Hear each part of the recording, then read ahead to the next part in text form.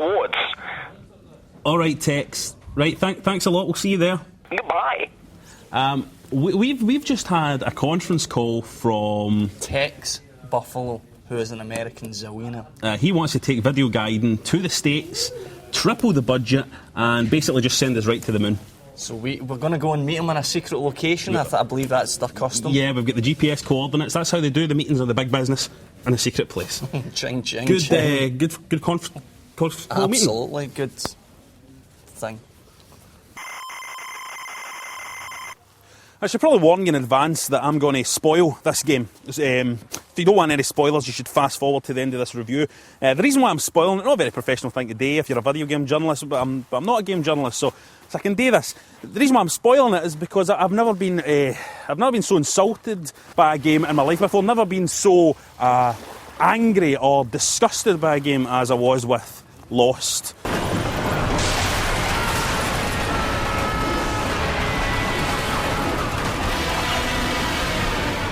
Those of you who have stayed here and not skipped the spoilers, I'll start by saying that I don't watch Lost. I've watched the first episode, decided it wasn't for me. I don't hate Lost, I've got nothing against it. So I approached this very much as just a video game. Knows a bit of fan service as a video game. And this game is an insult to gamers. It's an insult surely to fans of the show.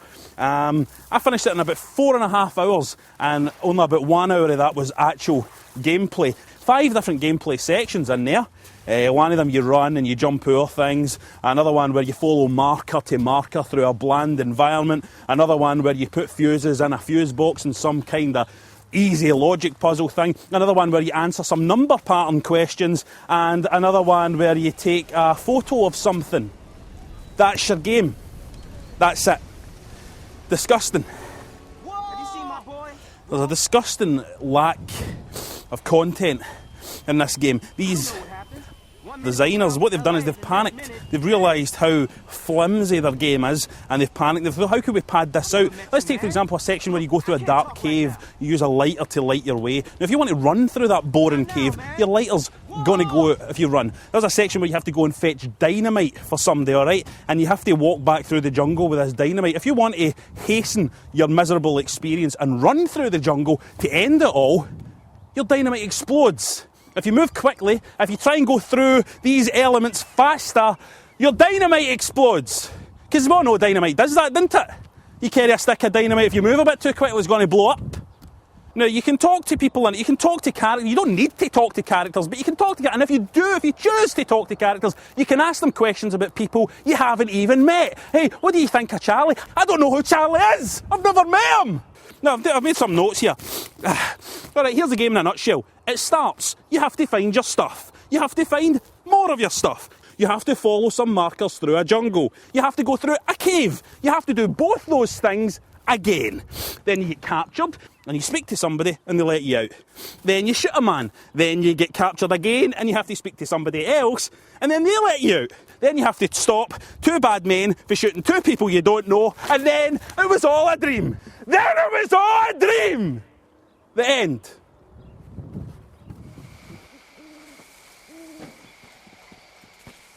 The last scene of this game is a real piece of work. You get the 2 bad guys standing holding guns at the 2 people you're trying to save, and you've got to make a choice, dramatic music playing.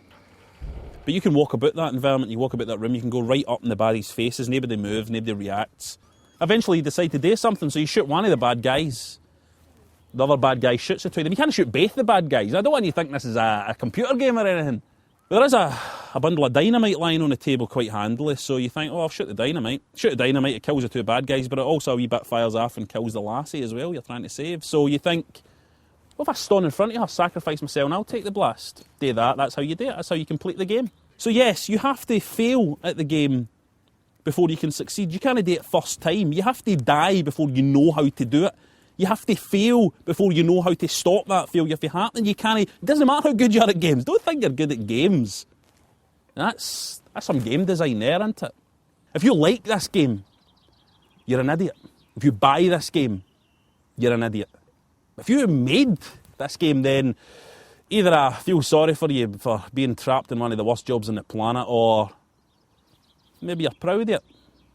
Maybe you don't care. Maybe you have no professional respect. Maybe all you deserve is contempt. Lost.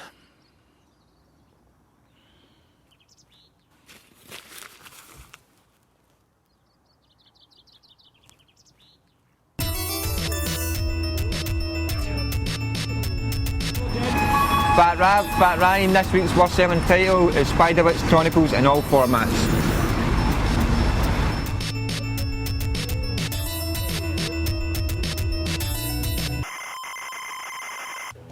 Wow, check these graphics. What's this game called?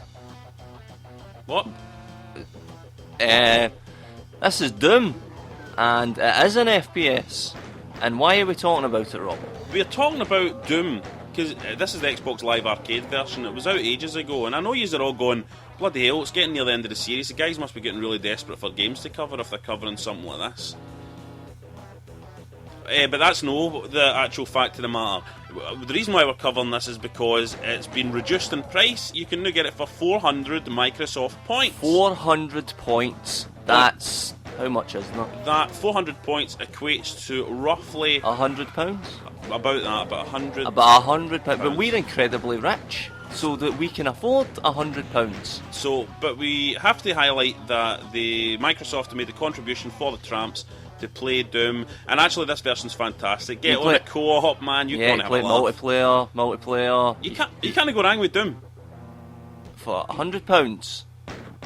It's an FPS. These roads are terrible. What are you going to buy with your big cheque once your big cheque comes out his hand? When that zillionaire tycoon businessman gives me all of my millions, I'm going to buy a pretty decent haircut. I'm going to get myself some cool threads. God's sake. Put in off a big ramp there. Cool thread? You deserve cool threads. It'll go run threads to every orifice this week. Tex Buffalo, here we come! We're in the yeah! Woo! You know, when you're playing the Grand Theft Auto 4 game, just remember to sometimes take your car, step into your own car for a change and just go for a drive. Don't kill anyone, don't shoot anyone, don't knock anyone over. Just relax and unwind, take in the scenery, just chill out. It's a game. I have been playing God of War Chains of Olympus on the PSP. How's that working out for you? That's working out quite well, but I don't actually care if I go a PSP. But I was playing it in the car and it was making me feel quite sick because I was looking down at You it. shouldn't be driving and playing a PSP at the same time, though. No, I can't drive actually. I was actually a passenger in the car and I was looking down at it and it was making me feel a bit sick. But the game's really good. It's very much like the God of War games on the PS2. But it's surprising how great the graphics. I mean, look at this big chap here. Yeah. Look at that big lad there. It's really quite impressive. But it is nauseating. It's nauseating if you're playing it in a car, folks. I can't put it any other way. What I would say is that having played, this is the third God of War game I've played, and I'm starting to feel a wee bit God of War'd out. A wee bit, Oh, God. I think I've seen everything that the God of War has got under his belt. God. Bald belt. Oh, God. Oh. This is the one we've been waiting for!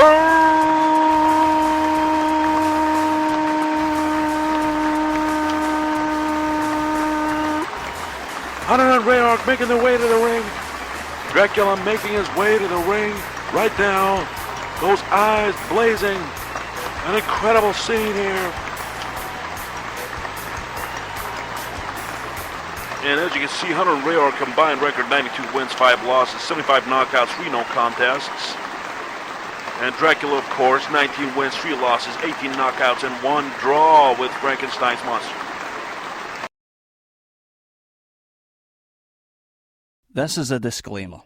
Hello, my name's Ryan McLeod. I'd like to take this opportunity to thank my friend Robert and Joanne for this thoughtful gift of a fishing trip, and I'd like to thank the BBC for ruining my fishing trip by following me here and making me do a review. It's my holiday. I reserve the right not to talk about a computer game. When you put Fishing Master on the Wii... Hold on, where is it? there's too many pockets in this thing. When you put it on for the first time, you're in your wee house with your grandpa, and he's going to show you everything you need to know about fishing in this game. It's just bloody bizarre, because it was my grandpa that showed me everything I needed to know about fishing in this game. The game of being in reality, up a hill.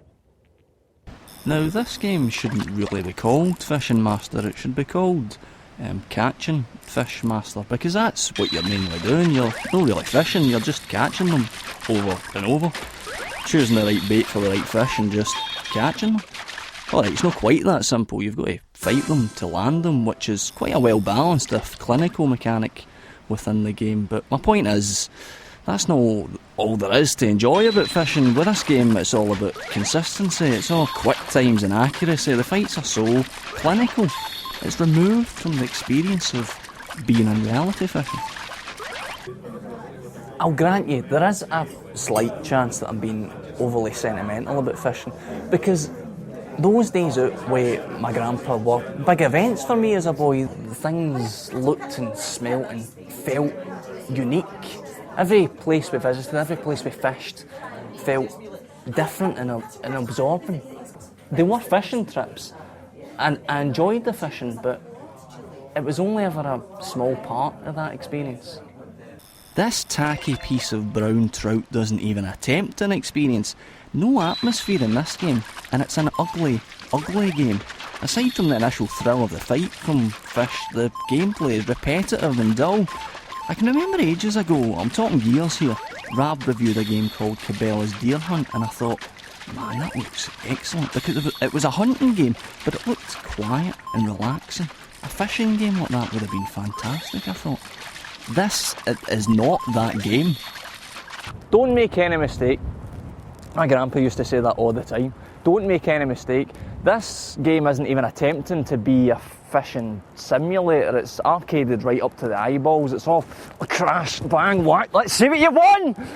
It's loud and it hurts your eyes, and after about 20 minutes you've had your fill and you just turn it off. It's the kind of game that makes you want to go on a fishing trip to get away from it.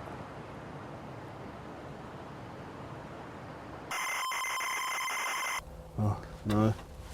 No, this isn't. I've done a review here before. This isn't a boardroom. Why would a rich tycoon businessman want to meet us here? Mr. Buffalo!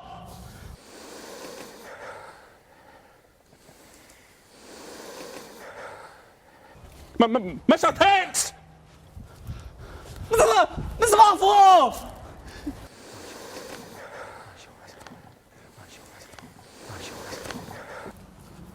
What is I don't feel right about There's this. something wrong here. I think there's something wrong.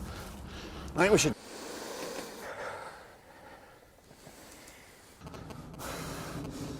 Tex Buffalo doesn't even sound like a real name. You don't get about it. Buffaloes and Tex, do you? Right, once. I want to do it. Let's go.